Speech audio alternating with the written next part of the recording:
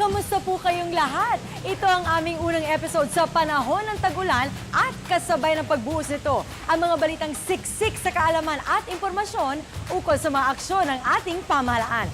Ako po si Zairine Parsad Valencia at ito ang Pulsong Pinoy. Last 2 weeks ay inihatid namin sa inyo ang mga programang pang-edukasyon ng DepEd at ng TESDA mula sa basic education hanggang sa technical and vocational courses. Sana'y naging sapat ang mga impormasyong ito para sa inyong kaalaman. But for this week, ang komprehensibo at detalyadong pag-uulat namin sa naging pagbisita ni Pangulong Aquino sa London at Amerika ang inyong matutunghayan.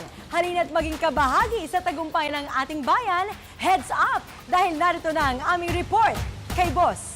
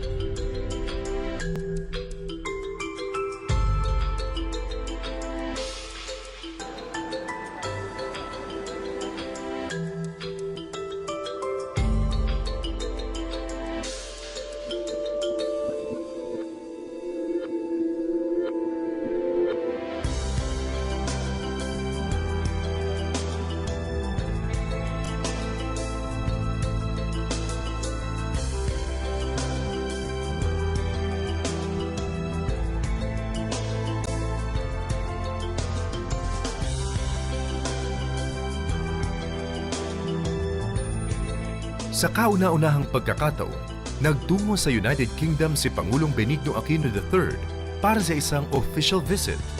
Ang tema ng pagbisitang ito, Rising Philippines, Strong Britain, towards a new era of mutual prosperity and partnership. This is the first visit of the President to Europe as President. And he has chosen the United Kingdom as his first country destination in Europe. I think this is very significant, not only because it comes during a very historic moment also in the UK, the Diamond Jubilee, but I think it also marks the first official visit of a president from the Philippines here in over a decade. The UK has more or less classified the Philippines as an emerging power in Asia, and they have looked at the Philippines and other countries in Asia as basically a booming economic area. So that Layo ng pagbisita ni Pangulong Aquino ang pagpapatibay ng kooperasyong pang-ekonomiya sa pagitan ng dalawang bansa. Isa ang United Kingdom sa top European investors sa Pilipinas at ito ang 23rd trading partner ng bansa. Kung kaya't naging abala si Pangulong Aquino sa mga pulong kasama ang iba't ibang business executives at sinaksihan ang pagpirma sa ilang kasunduan. Ito'y nagresulta sa mga sumusunod. Investment of $500 to $600 million ng Glencore International at ng Philippine Associated Smelting and Refining Corporation to expand its smelting capacity and build a power plant to support its operations. Memorandum of Understanding between Cebu Pacific and Rolls-Royce for the $280 million acquisition of new Trent 700 engines for 8 leased Airbus aircrafts.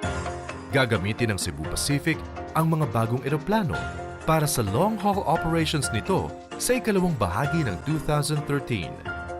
Joint Statement of Aboitiz Equity Ventures and Gas Asia Limited to develop plants that will convert biomethane from waste materials into biomethane that can be used for vehicle fuel. Memorandum of Understanding between the Department of Energy and Shell on the conduct of a technical feasibility study for the proposed local import and regasification terminal for liquefied natural gas, LNG, adjacent to the Shell refinery facility in Batangas.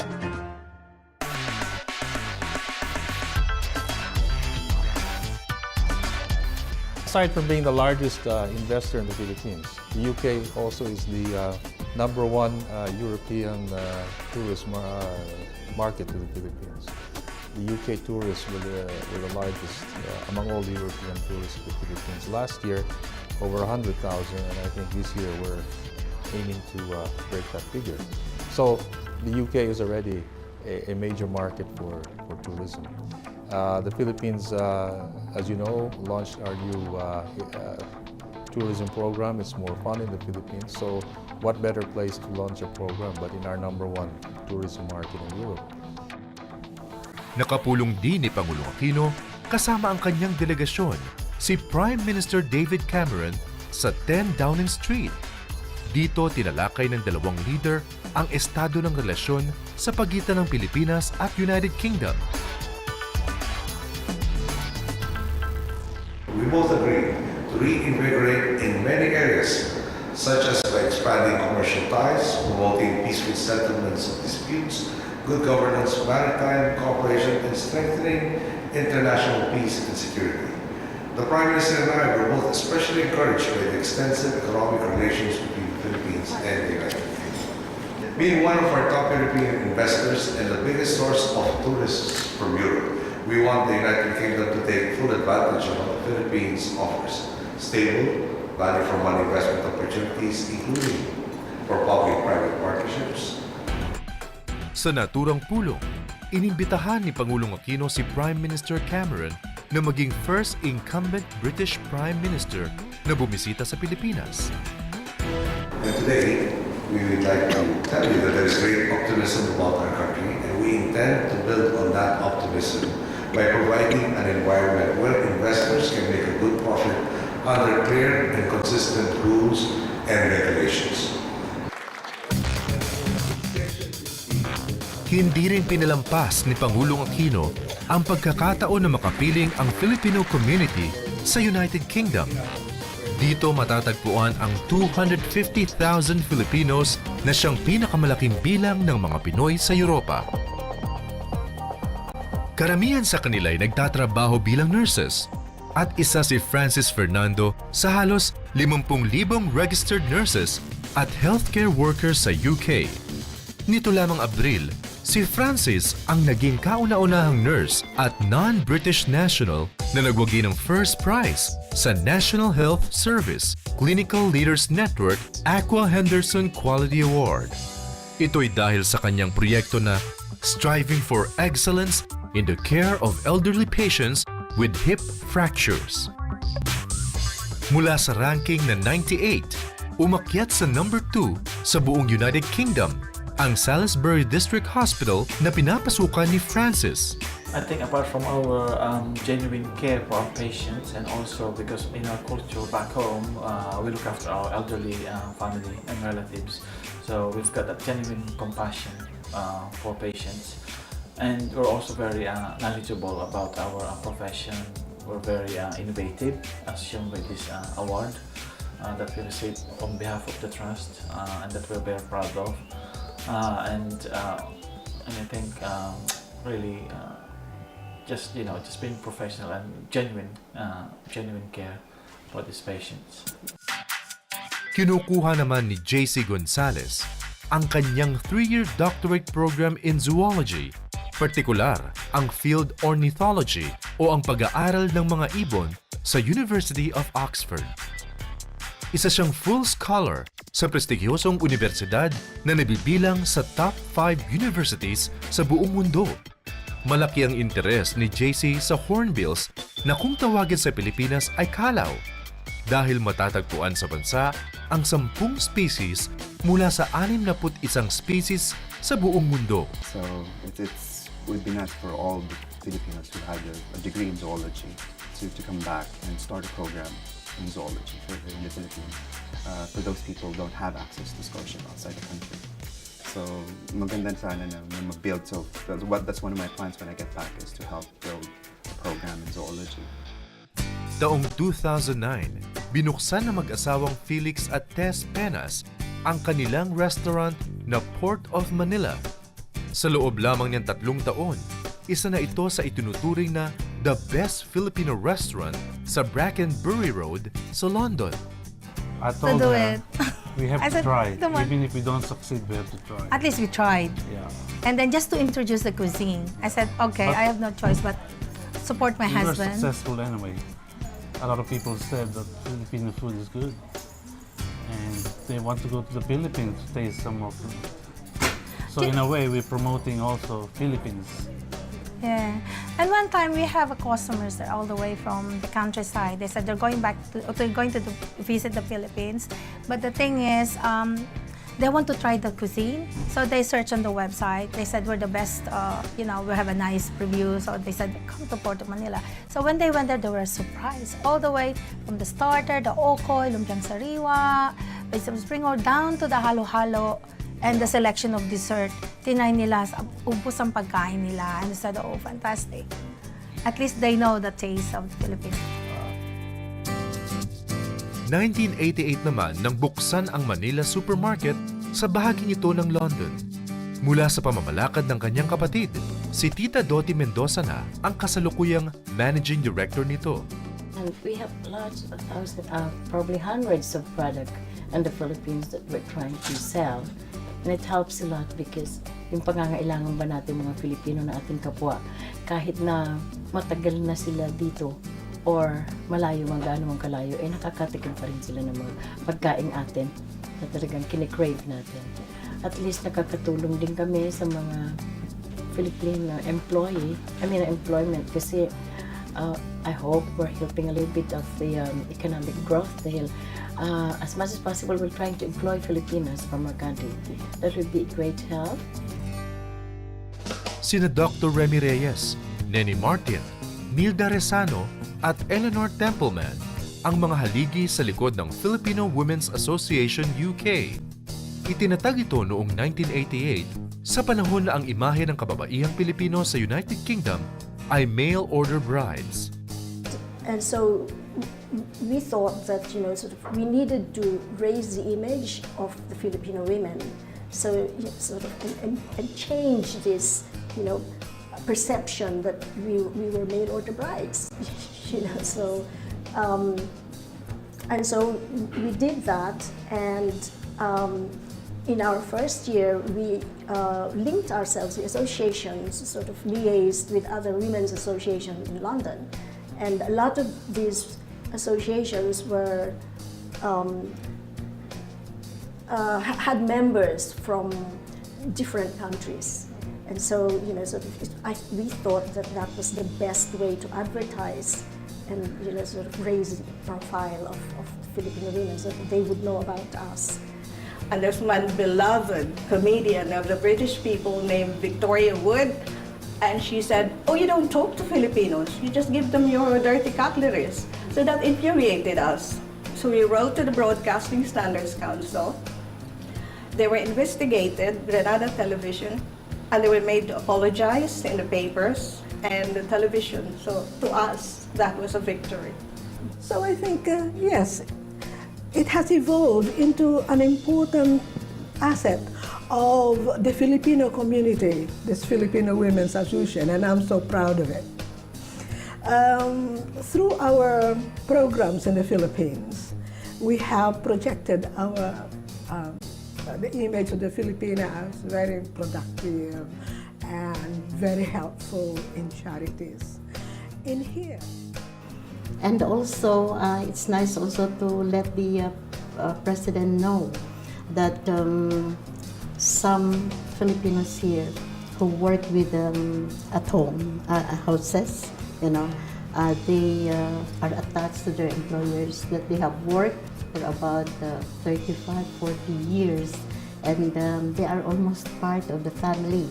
And with that, it is also an advantage for the Filipinos because, they gained the finer side of life. Sa pakikipagkita ni Pangulong Aquino sa kanyang mga kababayan sa London, ibinalita niya ang iba't ibang good news na nangyayari ngayon sa Pilipinas dahil sa matuwid na pamamalakad ng kanyang pamahalaan. Sa GDP growth, for the first quarter ng 2012, Ang growth po natin 6.4% GDP.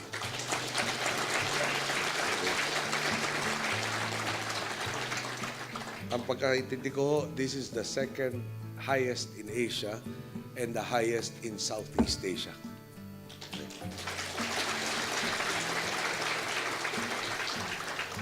Dahil sa matinong pamamalakad, marami na kakayahan ang ating pong gobyerno. Ituloy na po natin hanggang 2016 yung ating partnership talaga. Dahil kaya naman natin mabago, at marami na nagbago, pero kaya pa natin lalong pabilisin yung pagbabago yung kabubuti naman. Magandang gabi po, maraming salamat. Bago magtapos ang kanyang official visit sa United Kingdom, nakipagkita si Pangulong Aquino sa Duke of York sa Buckingham Palace. Dito'y ipinabatid niya ang mainit na pagbati ng sambayanang Pilipino kay Queen Elizabeth II sa okasyon ng kanyang Diamond Jubilee.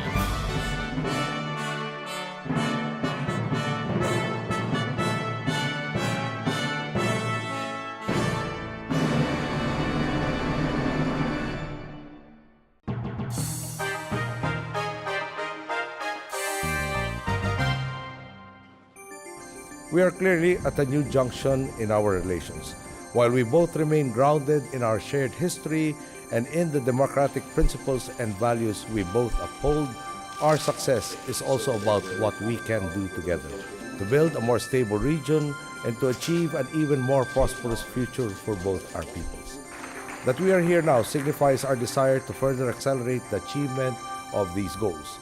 I see a very rewarding future ahead of us as we work on the different elements that comprise our partnership, such as our ties in defense and security in our economies and amongst our peoples.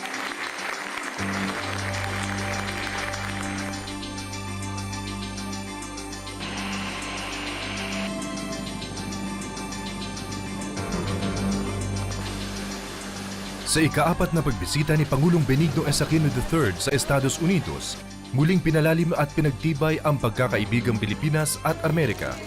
Ilang bilyong dolyar na halaga ng pamumuhunan ang tinatayang naiuwi ni Pangulong Aquino para sa isang mas matatag na Pilipinas.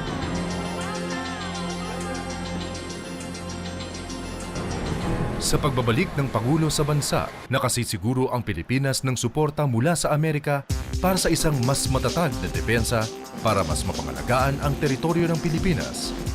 Ilan dito ang military upgrade tulad ng dagdag na mga kagamitan at kaalaman sa pagsasanay ng mga militar. Ito ay ayon na rin sa napagkasunduan ni na Pangulong Aquino at US President Barack Obama sa kanilang unang pagkikita sa Oval Office. Ang suportang ito naman ay pinagtibay sa pahayag na ibinigay ni US Department of State Secretary Hillary Clinton sa isang salo-salo na kanyang inihanda para sa Pangulo at kanyang delegasyon.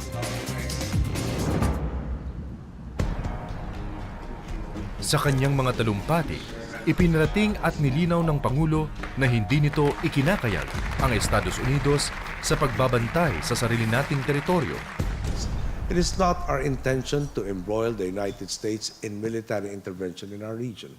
At the same time, we do recognize that our two nations, with so many other nations, will all share in the peace and the prosperity that comes from the U.S. adding its voice to supporting and guaranteeing a rules-based international system.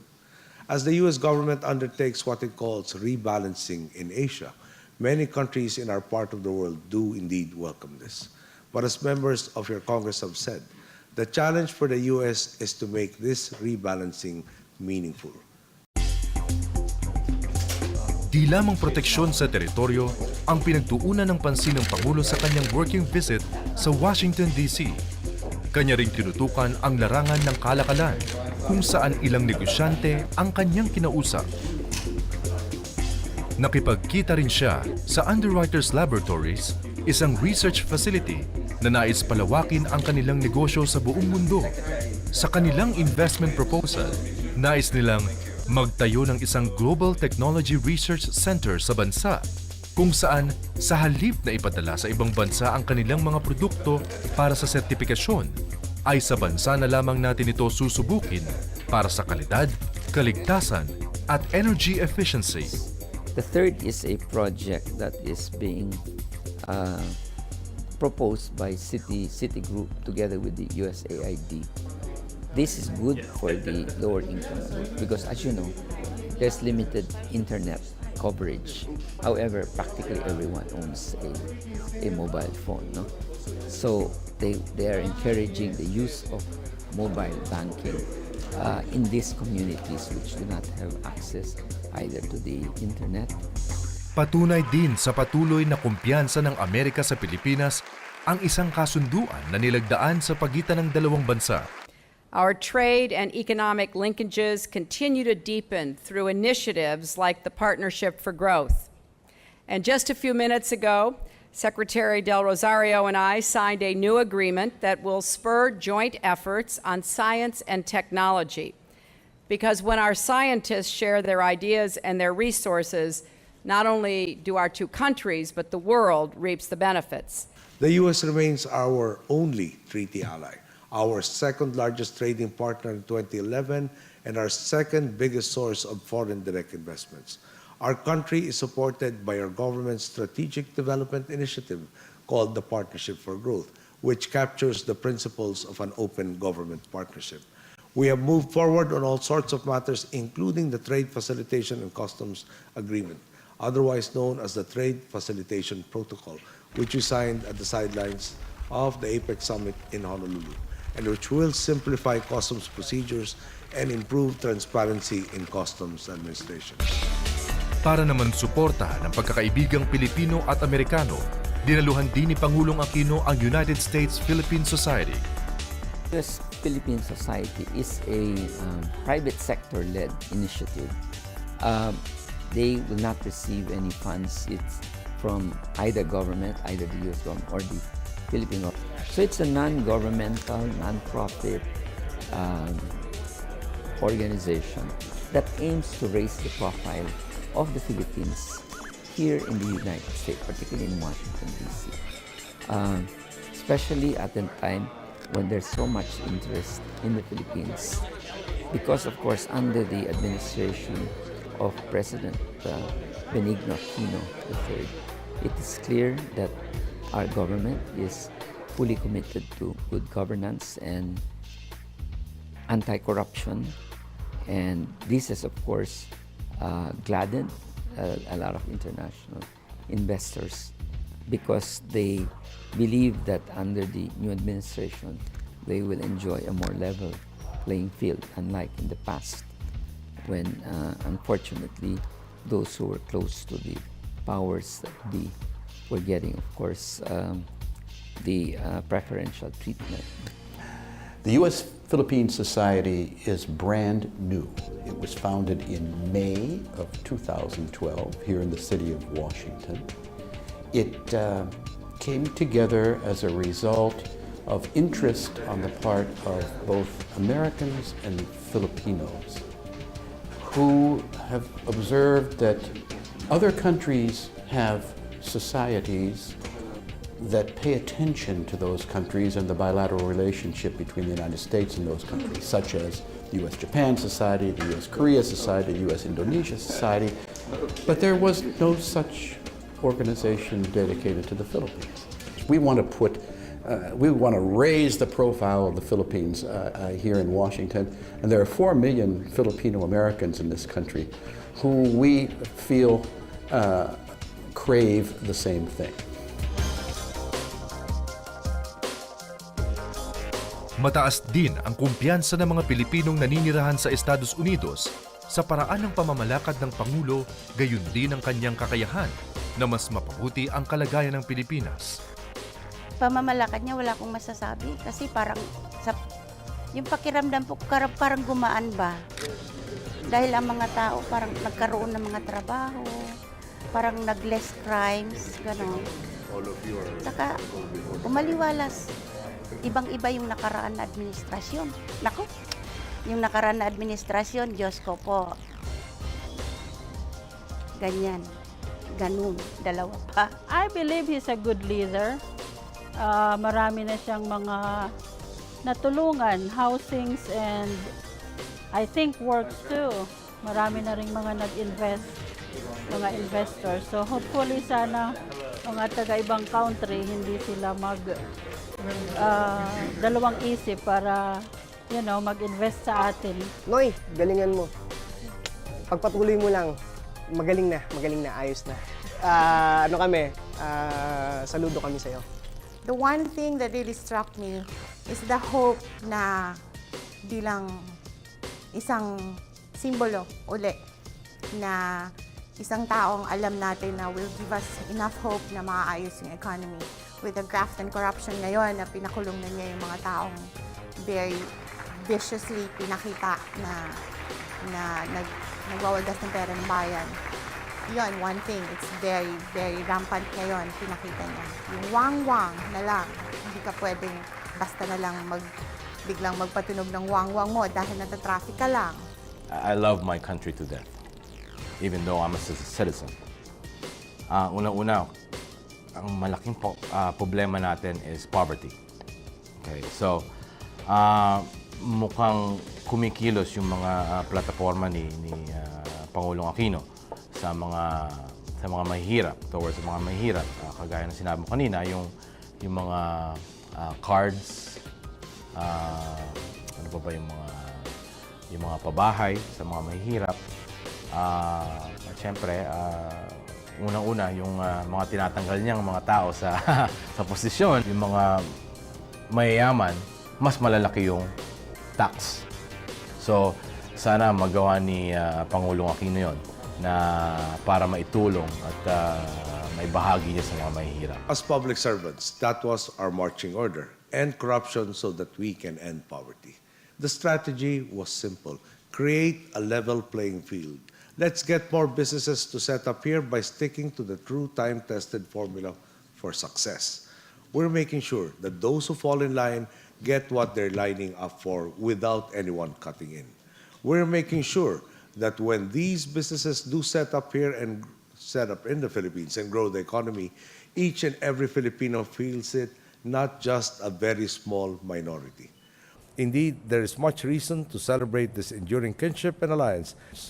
May we be able to sustain the momentum we have generated and further deepen the bonds of friendship and cooperation between the Philippines and the United States. May we continue to stand shoulder to shoulder as partners committed to each other's security and prosperity, and invested in building a stable and peaceful region for future generations of Filipinos and Americans. And may we, together with all Filipinos and Americans, soon reap the fruits of our efforts to strengthen the relationship between our countries.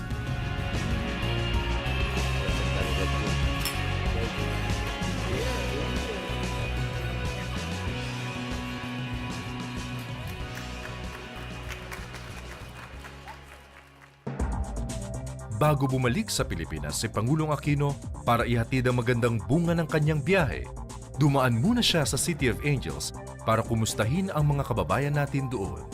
Natutuwa kami na ang ating Pangulo ay unang makakabisita dito sa Los Angeles at kami po ay nagpreparar para magkaroon ng isang Filipino community event na kung saan makakapagsalita ang ating Pangulo at makakaharap niya ang ating mga kababayan dito sa Los Angeles.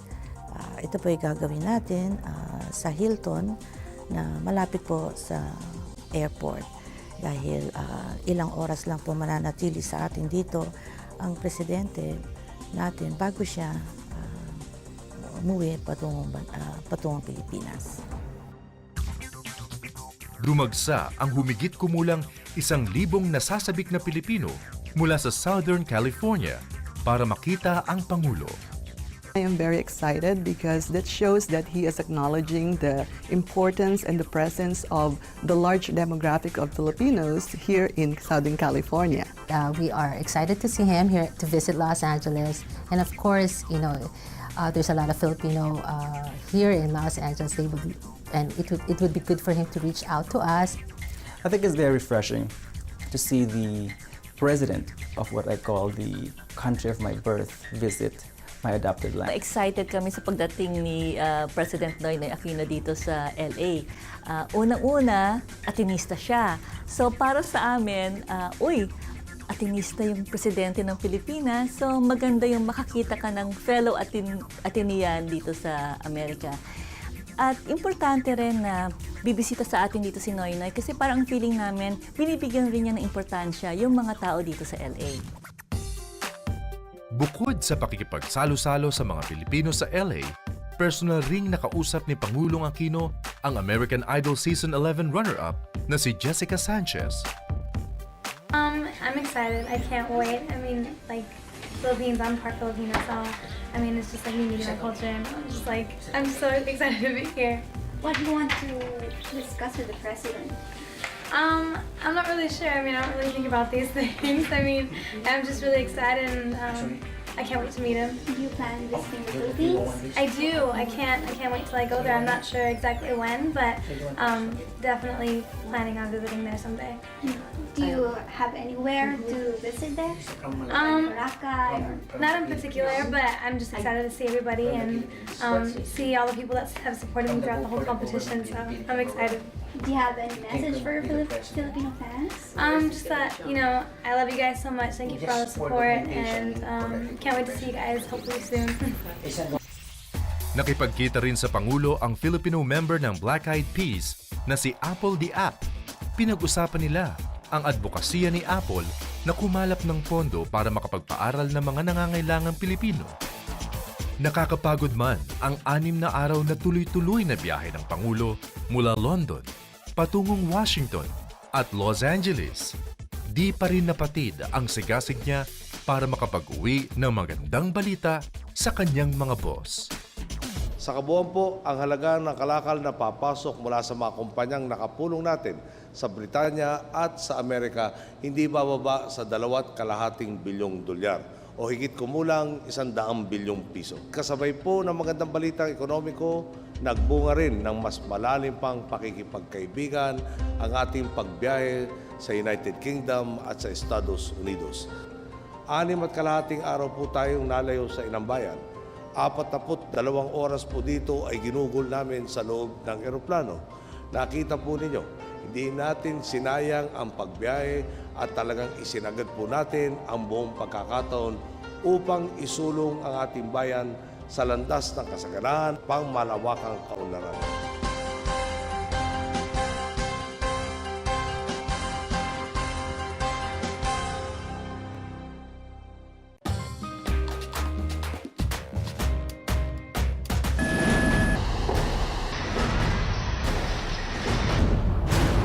Sa panahon ng kalamidad, handa ka ba?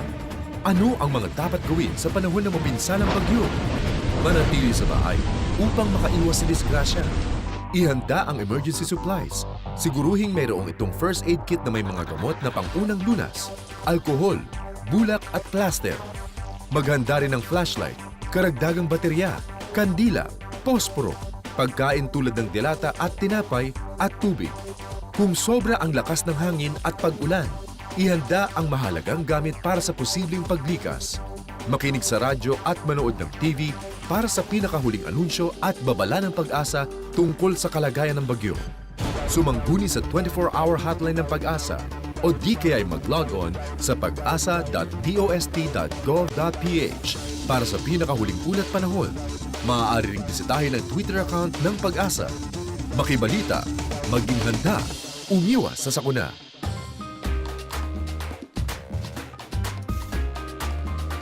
Tayong mga Pilipino, itinuturing ang month of May bilang buwan ng mga fiesta, Flores de Mayo at Santa Cruzan. Pero di alam ng karamihan, lalo na ng mga kabataan, na bahagi lamang ang mga ito ng taon ng pagdiriwang ng National Heritage Month. Samahan niyo kaming tuklasin ang iba't iba pang aktibidad na isinasagawa sa tuwing idinaraos ang okasyong ito. Para po sa inyo, narito ang Salaysay ng Lahi.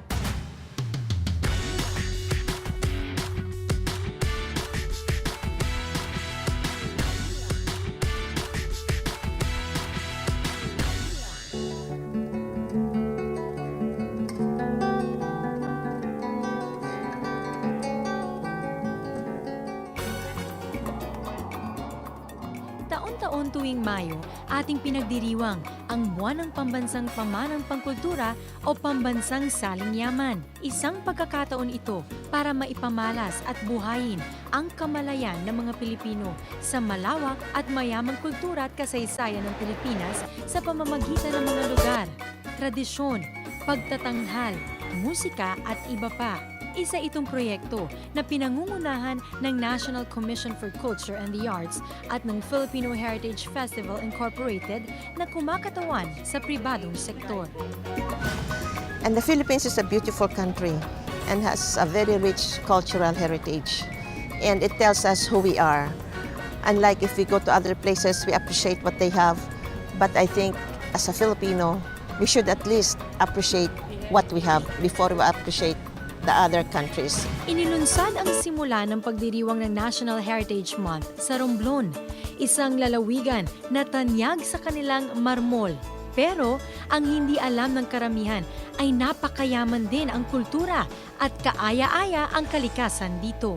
Nandun yung lumang tulay, nandun yung mga lumang bahay ng mga magagandang ancestral houses, nandun yung Fort San Andres, yung 18th century San Jose Cathedral, yung yung kwartel na ginamit pa ng mga Kastilano, no? At saka maski nga yung fountain na pinag-iinuman ng mga kabayo ng mga Guardia Civil, nandun pa rin.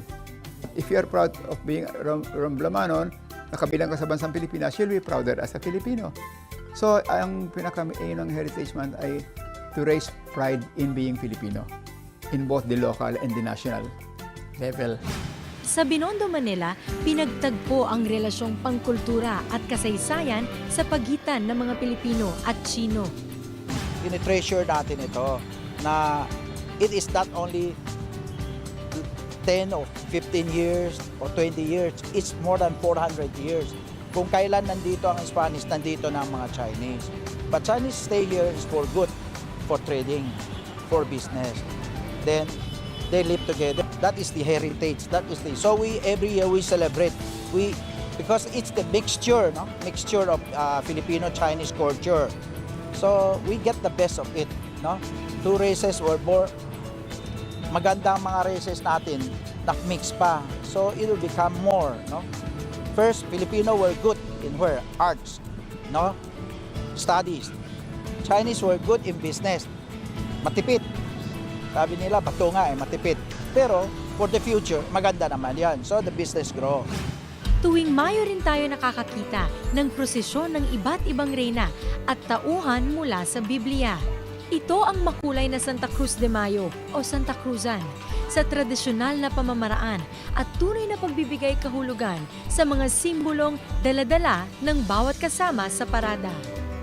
The hope is that we let the young people in particular recognize that our tradition is more than a fashion show, more than a parade of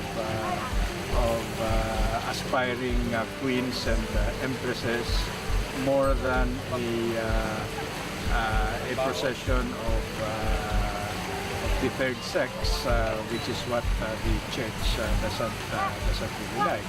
Of course, we have nothing against fashion shows and other activities, but just the same, it's good to remember that while we do have these activities, we also have a rich tradition, something that we can be proud of. Maraming pagtatanghal o exhibits ang naganap para sa pagmumulat sa ganda at yaman ng kultura at kasaysayan ng Pilipinas. One is an exhibit done by the wife of the Austrian ambassador. She's a Chinese, and she painted the different heritage sites in the Chinese style, Chinese way. And it's so nice to see that this lady, this wife of the ambassador Yan Dongko, how she was able to see the different heritage sites, including our local fruits and local plants, the way she sees it as a foreigner, and so she painted it. And that will be here at the National Museum. Sa mga naglalakihang malls naman, na-exhibit ang mga tulay noong panahon pa ng mga Kastila at magpahanggang ngayon ay matatagpuan sa iba't ibang lugar sa bansa. Tulad ng mga tulay na ipakita rin sa publiko ang mga simbahang daan-daan taon na ang nakararaan mula nang maitayo. Here in SM City Manila, we want to educate the people, we want to educate our shoppers of our heritage and our history, kumbaga. So we are featuring these 36 churches, so we know where we came from as well. Di maikakaila na kasama sa mayamang kultura at tradisyon ng bansa ay ang ating makukulay na mga kapistahan. Number one kasi nakita ko is yung sa Quiapo kasi every year kasi kapistahan ng Nay, nandun kami para magpasalamat. Gano'n. Dati ang piyesta talagang bongga talaga. Minsan, sa ngayon parang naiiba na hindi na talaga katulad ng dati. May impact para sa atin kahit na ganon lang kaiksi, ganon lang kasimple yung dating para sa iba, may hatid yung mensahe para sa atin. Una dyan, yung preservation ng kultura natin. At ikalawa, yung pananampalataya natin sa ating Diyos. Ako ay natutuwa at nagagalak na mapabilang na isang Pilipino dahil pinagmamalaki ko ang ating bansa dahil sagana tayo sa mga ganitong kultura at talagang masasabi natin may pagmamalaki natin ito. Ang piyesta sa Pilipinas ay makulay, masaya, at kakaiba. It's more fun in the Philippines! Sa pagkakataong ito ng buwan ng pambansang pamanampang kultura, kinilala natin ang talento ng ating mga maestro sa Legacies Exhibit ng Gallery Joaquin.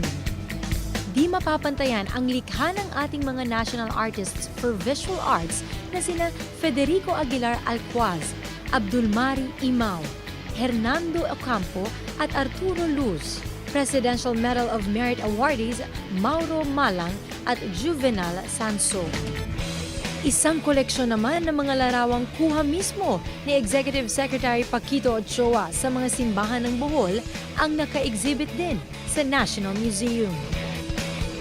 Ako'y naniniwala na dapat natin tulungan ang pag-promote ng kultura at ng art at ang mga lumang simbahan, lalo na ng Bohol, ay napakaganda at ang mga letratong ito ng mga kisame at mga fasad ng ating lumang simbahan ay tumutulong para ma-appreciate natin ang ating kultura, ang ating heritage, and I support, of course, the National Museum in all its efforts in promoting art and culture. Bohol is really special because it has so many churches na medyo untouched and fully decorated in a way that has not been tampered with. So if you go to Bohol, you'll see all of these beautiful structures and beautiful artworks, and that's why the National Museum has been very active in Bohol to do our part to help preserve and promote the heritage in Bohol for the appreciation of everyone. Now and for future generations. Ang daming declared churches and other heritage structures sa Bohol as national patrimony. Nitong National Heritage Month, isang mahalagang okasyon din ang ipinagdiwang, ang sentenaryo ng kapanganakan at buhay sa musika ni National Artist for Music Felipe Padilla de Leon. Isang commemorative stamp ang inilunsad para sa kanyang alaala bilang isang manlilikha ng di mabilang na mga komposisyon para sa musikang may samut-saring anyo. Hindi lang siya ay magaling sa larangan ng musika, siya ay isa ring tao, Pilipino, na nagbibigay hubog sa kultura ng Pilipinas. May dalawa siyang katangian, talagang Pinoy na Pinoy. Unang-una, hilig sa musika. Talagang natural sa kanya. Pati lahat ng anak niya, may genes na puro musikero. Pangalawa, napakita niya yung kanyang pagmamahal sa bayan. Na hanggang sa ngayon, ay ating katangian sapagkat yung EDSA ng 1986 is an extension of what he's been doing all his life. At pangatlo, yung kanyang pinakitang pagtulong sa kapwa. He organized maraming samahan para makatulong sa mga musikero.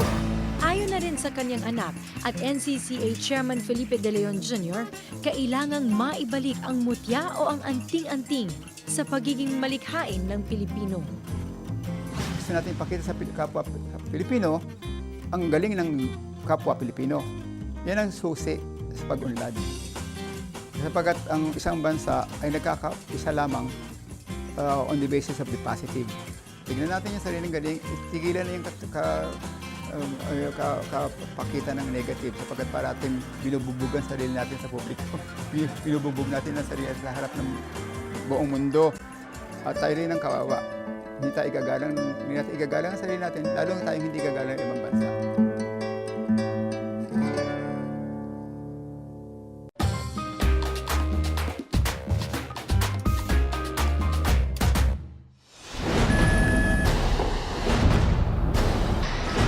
Baha. Sa panahon ng kalamidad, handa ka ba? Ano ang mga dapat gawin kapag may pagbaha? Manatili sa bahay upang makaiwas sa disgrasya.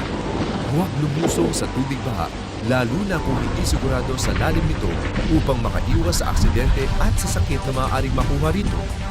Mag-ingat sa mga kalsada at tulay lubog sa baha. Huwag nang kainin o inumin ang kontaminadong tubig at pagkain. Ihanda ang emergency supplies. Siguruhing mayroon itong first aid kit na may mga gamot na pang-unang lunas, alkohol, bulak at plaster. Maghanda rin ng flashlight, karagdagang baterya, kandila, posporo, pagkaing tulad ng delata at tinapay at tubig. Huwag bubuksan ang main switch o gagamitin ang mga kamitang de kuryente na nabasa ng tubig baha. Makinig sa radyo at manood ng TV para sa pinakahuling anunsyo at babala ng Pag-asa tungkol sa pagbaha. Sumangguni sa 24-hour hotline ng Pag-asa o di kaya'y mag-log on sa pag-asa.dost.gov.ph para sa pinakahuling ulat panahon. Maaari ring bisitahin ang Twitter account ng Pag-asa. Makibalita, maging handa, umiwas sa sakuna.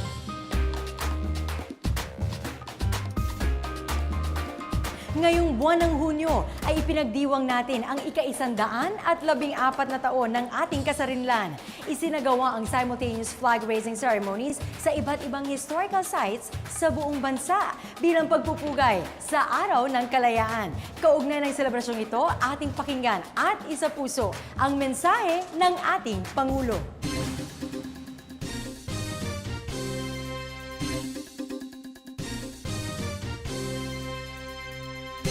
Patunay ang mga biyaya ng kasaysayan. Makakamtan lamang ang tunay na kalayaan kung handa ang bawat isa sa ating magkakalyo ang talampakan at diligan ng dugot pawis ang ating lupang sinilangan. Taas-nurin tayong maglakbay tungo sa isang Pilipinas na malaya, hindi lamang sa panggigipit ng mga dayuhan, kundi lalo na sa korupsyon, gutom at kawalang katarungan. Buwagin natin ang bartolina ng kadamutan at pagkakanya-kanya. Kumalag tayo mula sa tanikala ng pagbabatuhang sisi at pagwawalang bahala. Ito ang kahulugan ng tunay na kalayaan. Salamat sa inyong pagsama sa amin sa loob ng 30 minutong balitaan at sa patuloy ninyong pagtangkilik sa Pulsong Pinoy. Naway may naiambag kaming kaalaman na makakatulong sa inyong pang-araw-araw na pakikipagsapalaran sa buhay. Bago po kami magpaalam, nais po namin magpasalamat sa NCCA, National Museum, PLDT, Philippine Airlines at Philippine Embassy officials and staff in London, LA, and Washington, D.C. Muli, ako po si Zairine Parsad Valencia. Magandang araw po.